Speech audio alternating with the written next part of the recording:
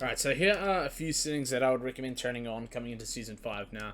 With the reworked combat code, there's a few new settings I've added, a few that we've got to experience before Season 5 as well, such as freeform camera movement. What this means is instead of backpedaling when you press S, you will instead face that direction with your player character. So the direction you're pressing with your keys or analog stick, if you're on controller, is the direction your player character will go. It feels a lot smoother, and we've actually been able to use this pre-Season 5 as well. Again, it feels just as good. With the new animations, it also feels pretty decent. The second setting is tilt-based camera zoom. What this does is gives you more FOV when you're looking down.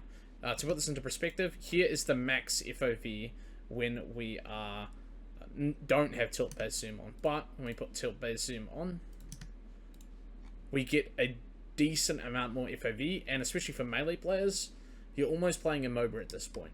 And this, again, this gives you a massive advantage when it comes to point play, especially when you're looking down on a wall. I think bruisers, and especially tanks and such, will definitely like this setting. As a range player, I'm more looking at a horizontal plane. But, again, every now and again, especially when I'm using movement or on my mounts, I definitely think this is a worth it setting to leave on. I think those are sort of the two main settings. Reduced vertical camera movement is one that you can mess around with. This is a bit of a personal preference. Effectively, things like jumping are not tied to the camera, so this can feel a little weird at first, but I kind of like it.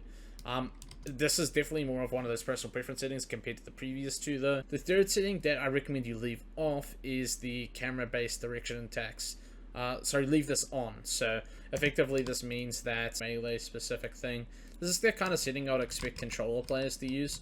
So if I attack, I'm going to face whatever direction my camera is facing. But if I turn this setting on, or off, sorry, I'm going to actually attack in the direction that I press my movement keys with directional movement. Personally, I don't think the setting is that good for melee. You might like it. It is honestly personal preference. But, yeah. So that is something you can, again, feel for yourself and see if you like. Those are really sort of the main combat-related settings. When it comes to the other ones, there's, for mounts, there's mount road following and tap to dash. Tap to dash, it's less stress on your fingers over time, and especially when you're using your mount, I feel like that's quite a relaxing thing you want to do. You don't always want to have to be holding down the dash key. I recommend turning that one on. It is left off by default. The last setting is crosshairs. Now, this is a big one. This is effectively opening up a whole broad range of custom crosshairs. As you can see on screen right now, I have a custom crosshair. How do we get a custom crosshair? And most importantly, if you're wondering, where's my old crosshair? Where the hell is the old New World crosshair? We can actually get rid of that. We can actually go into the config setting. Sorry, so if you hit your R key on your keyboard and you do /appdata, just like this, and you go to AGS, New World, and then you go to save data, this is where your config is for all of your settings for volume, keybinds, all those basic settings. But I want you to go right down to the bottom, and there is actually a setting for reticle color and reticle target color. Now, this is on RGB value. If you don't know what RGB is, that is red, blue, and green. And then the last value here is the alpha. The alpha is the opacity of the crosshair, or the layer, effectively. So this is the red value, the green value, the blue value, the alpha value. We set the alpha value on both the reticle color and reticle target color to 0 to have an opaque or a translucent crosshair, or a zero opacity crosshair. You can actually customize the default in-game crosshair to whatever color you like as well. Simply get an RGB value online and you can plug that into here, which is really cool. But if you're like me, you don't like the in-game crosshairs. So we simply set this to 0, and then we go over to Steam. Now, here's something to quickly mention. This is completely within the game's TOS. It was confirmed on the forums over 2 years ago at this point. And this application is used by thousands of people. 19,000 people use Crosshair X concurrent. I would say easily over 200,000. What Crosshair X allows us to do is effectively customize our crosshair.